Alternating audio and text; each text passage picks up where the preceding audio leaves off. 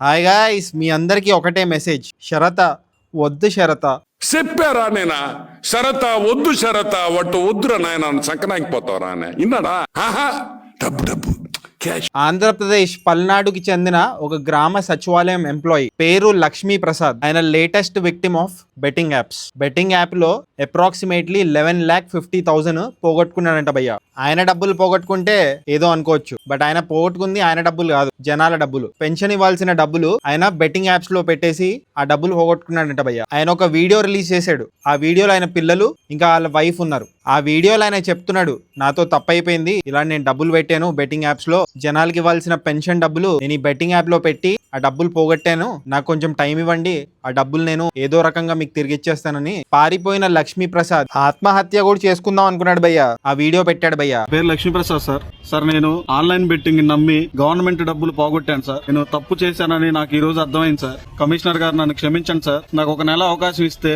నేను ఆ డబ్బులు ఎలాగైనా సరే మా అమ్మ మా నాన్నలు బతిలాడుకొని నేను తెచ్చి కట్టగలను సార్. 2 days నుంచి ఆయనకి, వాళ్ళ పిల్లలకి, ఇంకా వాళ్ళ వైఫ్ కి తినడానికి తిండి లేదు, తాగడానికి నీళ్ళు లేవంట. నా భార్య పిల్లలు మేమంతా రోడ్డు మీద పడి పిల్లలు 2 రోజుల నుంచి ఏం తినలేదు సార్. చాలా సాడ్ గా అనిపించింది ఆ వీడియో చూసాక. నారా లోకేష్ గారు కూడా రెస్పాండ్ అయ్యారు ఆ వీడియో చూసి. నువ్వు చేసింది తప్పే, ఆ తప్పుని రియలైజ్ అయ్యావు, నువ్వు ఎక్కడున్నా వెంటనే తిరిగి వచ్చాయి. బెట్టింగ్ యాప్స్ వాడడం ఎంత ప్రమాదకరమో చూడండి, ఇది ఒక ఎగ్జాంపుల్ అని కూడా నారా లోకేష్ గారు చెప్పారు. ఇది లక్కీ భాస్కర్ సినిమాలో హీరో బ్యాంక్ డబ్బులు తీసుకొని ఆయన బిజినెస్ లో ఇన్వెస్ట్ చేసి వచ్చిన ప్రాఫిట్స్ ని మళ్ళీ బ్యాంక్ ఇచ్చేస్తాడు కదా, అలా చేద్దాం అనుకున్నాడు అనుకుంటా లక్ష్మీ ప్రసాద్. కానీ మీరు ఒకటి రియలైజ్ అవ్వాలి, బెట్టింగ్ యాప్స్ లో డబ్బులు పెట్టేవాళ్ళు అందరూ లక్కీ భాస్కర్ అవ్వలేరు కదా. బెట్టింగ్ యాప్స్ నుంచి డబ్బులు రావడం కంటే కోల్పోవడమే ఎక్కువ ఉంటుంది. నాకు పర్సనల్ ఎక్స్పీరియన్స్ ఏం లేదు బెట్టింగ్ యాప్స్ నుంచి, బట్ చాలా కేసెస్ మనం చూస్తాం కదా. చాలా మంది బెట్టింగ్ యాప్స్ లో డబ్బులు కోల్పోయారు, ప్రాణాలు తీసుకునే దాకా వెళ్ళారు. మాక్సిమం జనాలు డబ్బులు కోల్పోతారు, కొంతమంది ప్రాణాలు ఇంకా జీవితాలు కోల్పోతారు. లక్ష్మీ ప్రసాద్ ది ఇంకో ఎగ్జాంపుల్, బెట్టింగ్ యాప్స్ కి దూరంగా ఉండండి అని చెప్పడానికి.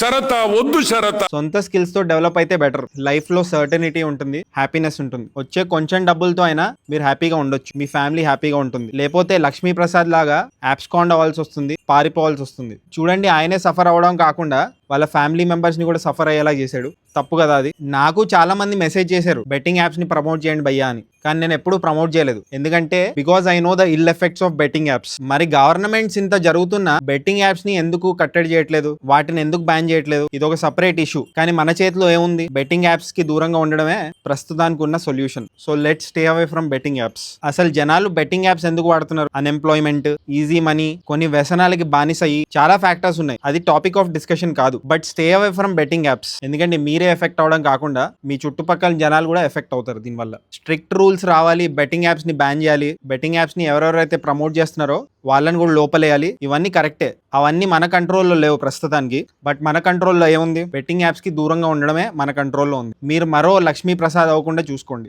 Because it's never too late. Boyapati Seenu గారు చెప్పినట్టు ఇవాళ కష్టంగా ఉండొచ్చు, రేపు ఇంకా కష్టంగా ఉండొచ్చు, బట్ ఎల్లుండి బాగుంటుంది. కొన్నిసార్లు కొన్ని కోల్పోయినా పర్లేదు, కానీ కోలుకోలేని మిస్టేక్ మాత్రం చేయకండి. షరత వద్దు షరత. ఈ వీడియో ద్వారా అదే చెప్దాం అనుకుంటున్నాను. వీలైతే మీ ఫ్రెండ్స్ కి కూడా షేర్ చేయండి. ఈ ఇన్సిడెంట్ చూసాకన్నా వాళ్ళలో మార్పు వస్తుందని let's hope. Just in case మీరు ఇంకా సబ్స్క్రైబ్ చేసుకోకపోతే సబ్స్క్రైబ్ చేసుకోవచ్చు కదా. పుచ్చుక్ పుచ్చుక్.